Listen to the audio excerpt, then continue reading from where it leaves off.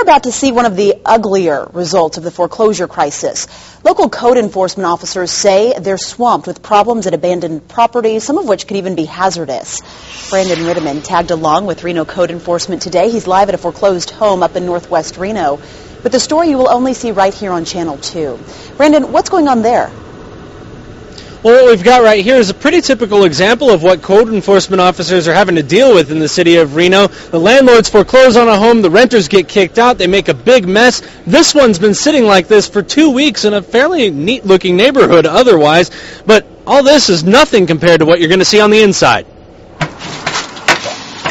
Reno Police Department, make yourself known, you will not be harmed. Code enforcement officers learned someone broke into this abandoned home in northwest Reno. We'll have kids breaking in, doing graffiti and having parties inside these empty homes. So they called for backup. Reno Police Department, make yourself known, you will not be harmed. The officer clears the house, finding no one. Clear. Intruders thrashed every square foot of this 5-bedroom, 2-story home. The neighborhood cats apparently kept using it too. Unfortunately, your camera can't catch this terrific aroma. Enforcement officer Cindy Gilblanco says messes like this are fairly common when renters get cheated. The tenants have paid rent up front and have a substantial cleaning deposit laid out, and they don't realize they're getting foreclosed on until suddenly the power goes off or the sheriff shows up at the door. There's a proposal in the Nevada legislature to give renters more rights and more time in a foreclosure, and another proposal to help code enforcement officers.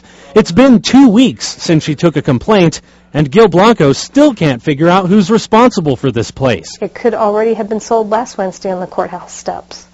We don't know yet. For now, she can only take a few pictures and secure the building the best she can while she tries to track down the bank representative.